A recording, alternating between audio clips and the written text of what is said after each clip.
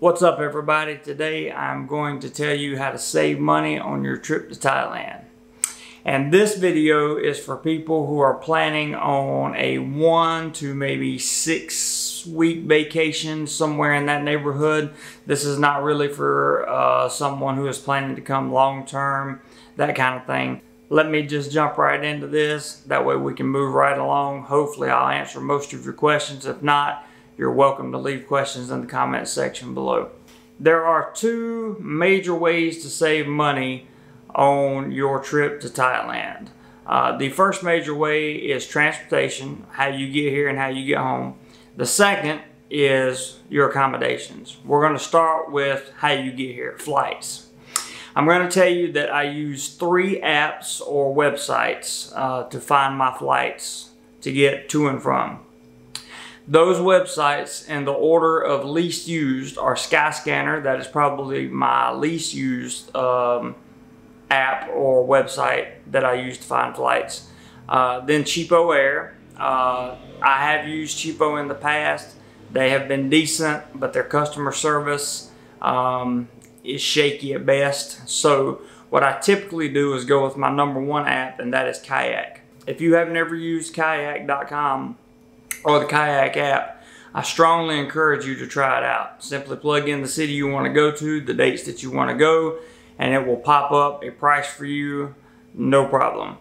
Now, how do you save money using these apps? First, each one of these apps will have airlines that the other app doesn't have. So you're going to get more choices by going and using 3 different apps or 3 different websites. Now, please remember, the cheaper the ticket that you buy, most likely the more stopovers you're going to have and the longer the layover is going to be. So if you're a person that doesn't want to stop twice on an international flight, or someone who cannot handle a 12 or 14 hour layover, then you may want to look at something a little more expensive.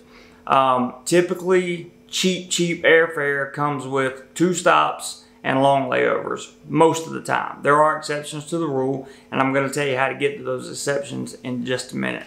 For me personally, long layovers are not too much of a problem because I can keep myself busy either using the internet. Some of the airports provide showers. There are many other things I can do to kill time, so long layovers for me are generally not a problem, but they may be for you. On the stopover issue, if changing planes several times is going to be a problem for you, then you may want to go with a more expensive ticket, because generally, if you buy a cheaper ticket, you're going to have 2 layovers somewhere. Unfortunately, that's just the way it works. The way you save money by using these apps is you find the flight, right, on the application, and you pick the flight out. Then you go to the website of the airline that carries the flight. Let's just use Delta for example. Let's say that you find a Delta flight that has a JetBlue connection with a Cebu Pacific connection, or an AirAsia connection, or a Thai Air connection, or whatever. But Delta is the primary airline carrying that flight. So what you do is go to Delta's website and look for the same flight on their website. Typically, it's going to be a little bit cheaper than it was on the Kayak, Skyscanner, or Cheapo Air site. So that's one way to save money, and one thing to keep in the back of your mind. Always check the airline itself for the flight that you want after you found it on the application, because there is a good chance that you will save more money by booking directly through the airline. Keep in mind, there is a 99% chance that these cheap flights will not be refundable. And if you want to make any changes to your itinerary, you're going to be looking at somewhere around the minimum of $100 US in order to make any kind of changes.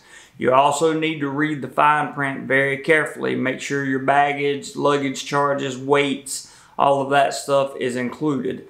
If not, you're going to have to purchase it. So be sure to take all those things into consideration. Now, let's talk accommodations. There are 2 main sites that I use for accommodations. The site that I use the least is Airbnb. The reason I use it the least out of the two is because I typically, when I travel throughout the country now, I use another website.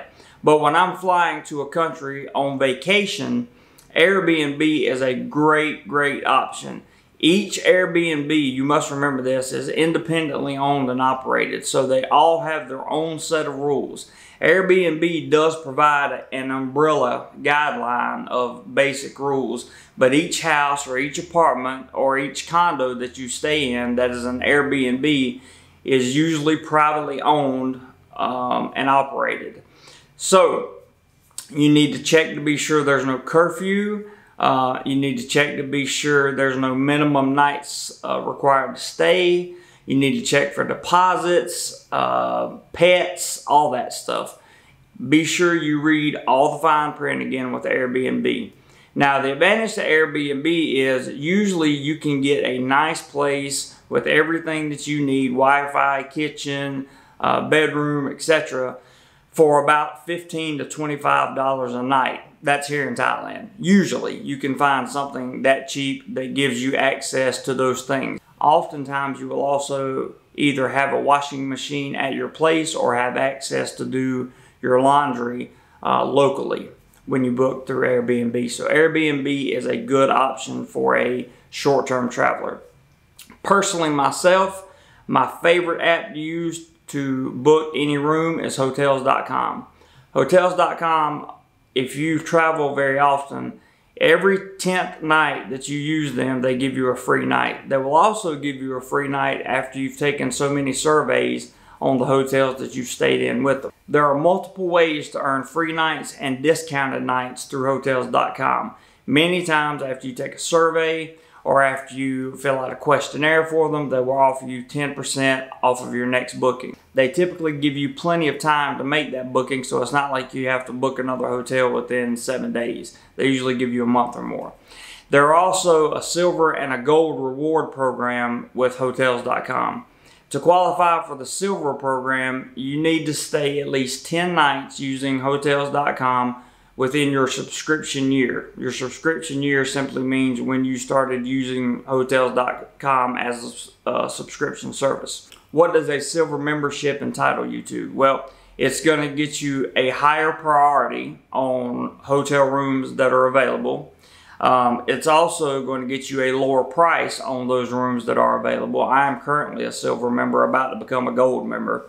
The silver is really beneficial because you get more discounts. Instead of getting 10% off your next booking, you may get 20 or 25 in some cases.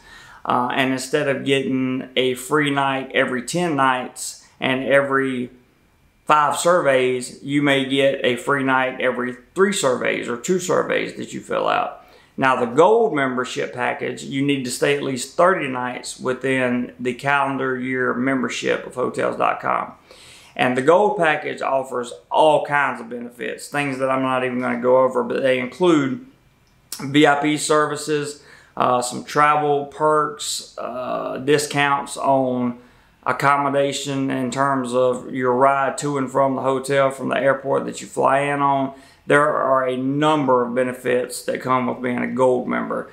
You get the best price that Hotels.com can offer. You also get top priority on the hotel that you're looking for. So that is personally why I use Hotels.com myself. And I find that the rates are very competitive with those of Airbnb once you get at least to the silver membership platform. So that's it, guys. I hope those 2 pieces of advice with your transportation and your accommodation really help you on your next trip to Thailand. And certainly if you come and you're a subscriber of mine, I hope to see you here. Always remember, if you need any accessories or any items to help you travel, there's a link in the description below to my Amazon store you're welcome to use. And I will see you guys on the next video. Everyone take care.